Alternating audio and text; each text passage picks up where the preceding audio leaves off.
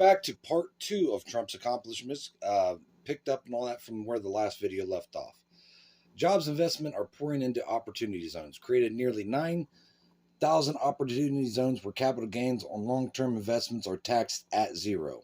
Opportunity zones designated have increased property values within them by 1.1%, creating an estimated $11 billion in wealth for the nearly half of the opportunity zone residents who own their homes there.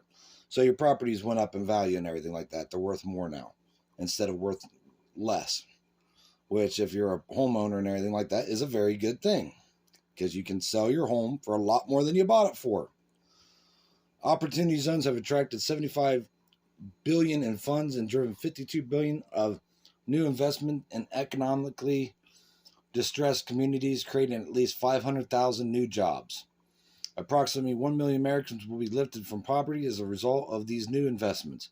Private equity investments into business and opportunity zones were nearly 30% higher than investments into businesses in smaller areas that were not designated opportunity zones. So you could actually see what the opportunity zones did versus an area that wasn't an opportunity zone. Massive deregulation ended the regulatory assault on American businesses and workers, which forces most of our businesses to go out of America to other countries to build cheap and then import back in to sell us, where the money stays in another country instead of America. Instead of 2 for 1, we eliminated eight old regulations for every one new regulation adopted, provided the average American household an extra $3,100 every year. Would really love $3,100 extra in our pocket. Can you imagine how much you're wasting right now just on inflation? Jeez. Reduce the direct cost of regulatory compliance by $50 billion and would reduce the cost of an additional $50 billion in FY 2020 alone. Remove nearly 2,500 pages from the Federal Register, more than any other president. The previous administration added over 16,000 pages. Established the governors initiated and regulatory innovations to reduce outdated regulations at the state, local, and tribal levels. Signed an executive order to make it easier for businesses to offer retirement plans. Signed 2 executive orders to increase transparency in federal agencies and protect Americans or small business from administrative abuse. You know, like during lockdown, sending the FBI and SWAT team to shut your church down, or to shut a small business down, or to assault your barber shop and everything like that, or salon, because you need to stay open to feed your family. You know, that we've seen all during the dim shutdowns and lockdowns. You know, sending the police and SWAT to shut you down. That was a little nutty. Reduced approval times for merit infrastructure projects from 10 or more years down to 2 years or less. Helped community banks by signing legislation that rolled back costly provisions of Dodd-Frank. Established a White House Council of eliminated regulatory barriers to affordable housing to bring down housing costs. Remove regulations that threaten the development of a strong and stable internet. Yeah, because our internet sucks and everything like that. Compared to other countries and everything, our internet is like dial-up. If you remember that. You know, dial-up waiting and all that. That's how our internet is in America compared to another country. Because we have too many companies and everything like that slowing the speeds down for profit. I'm sure everybody's heard about it and everything like that. Here, pay this for this internet, pay this for a little bit better internet, and pay this for better internet, and then pay this for best internet. Yeah, you pay for internet, you should get internet. You shouldn't have 4 tiers of how good of internet. Eased and simplified restrictions on rocket launches, helping to spur commercial investments in space project.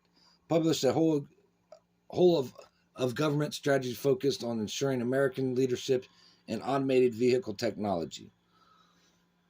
Streamline energy efficiency regulations for the American families and businesses, including provisions affordable light bulbs, enhancing the utility of shower heads, and enabling greater time savings with dishwashers. Removed unnecessary regulations that restrict the seafood industry and impede job creation. Modernized the Department of Agriculture's biotechnology regulations to put America in the lead to develop new technologies. took action to suspend regulations that would have slowed our response to COVID-19, including lifting restrictions on manufacturers to more quickly produce ventilators. Because ventilators was the big thing that they all wanted. Everybody wanted at the beginning. Everybody was screaming for them. Then he gets everybody everything that they want, and they still complain and whine and stuff and all. Oh, well, we have a whole storeroom full of ventilators now that aren't even being used.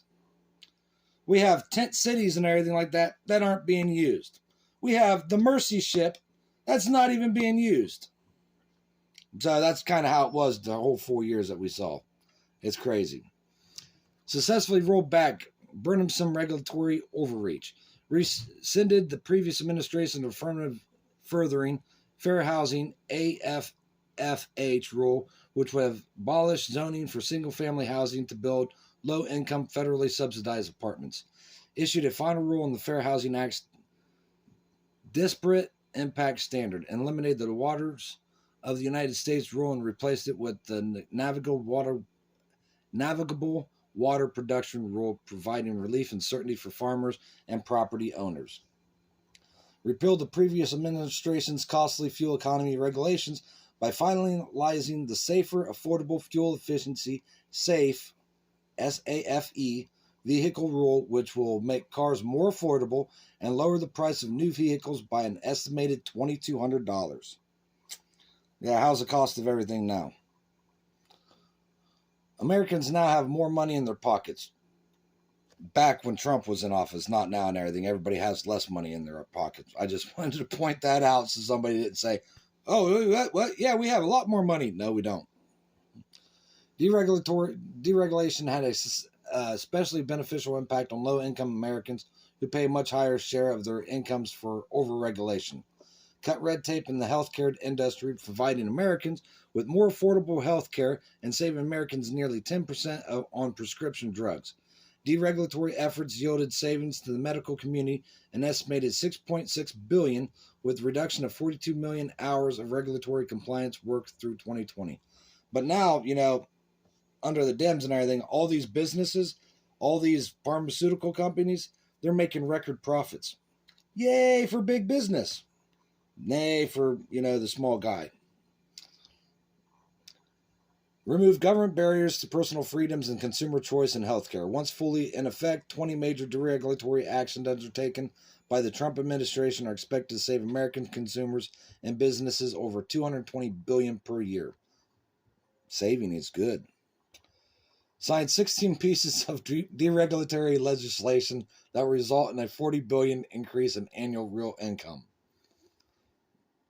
We're at 8 minutes. Let's see what. I might be able to get through there. All right. Secured historic trade deals to defend American workers. Immediately withdrew from job-killing Trans-Pacific Partnership, TPP. Ended the North American Free Trade Agreement, NAFTA, Clinton's devastating NAFTA, and replaced it with the brand new United States-Mexico-Canada Agreement, USMCA. The USMCA contains powerful new protections for American manufacturers, automakers, farmers, dairy producers, and workers. The USMCA is expected to generate over $68 billion in economic activity and potentially create over 50,000 new jobs over 10 years. Signed an executive order making it government policy to buy American and hire American, and took actions to stop outsourcing of jobs overseas. Negotiated with Japan to slash tariffs and to open its markets to $7 billion in American agricultural product and ended its ban on potatoes and lamb. Over 90% of American agriculture exports to Japan now receive preferential treatment, and most are duty-free. Negotiated another deal with Japan to boost $40 billion worth of digital trade. Renegotiated the United States-Korea Free Trade Agreement, doubling the cap of imports of American vehicles and extending the American light truck tariff. Reached a written, fully enforceable Phase 1 trade agreement with China on confronting pirated and counterfeited goods and the protection of American ideas, trade secrets, patents, and trademarks.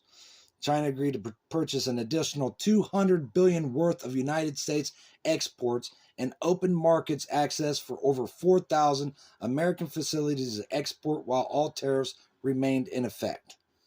Achieved a mutual agreement with the European Union that addresses unfair trade practices and has increased duty-free exports by 180% to 420 million.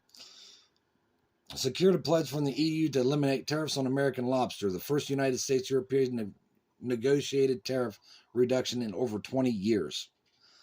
Second, a historic victory by overhauling the Universal Postal Union, whose outdated policies were undermining American workers and interests. And I ran out of time. I ran over 10 minutes.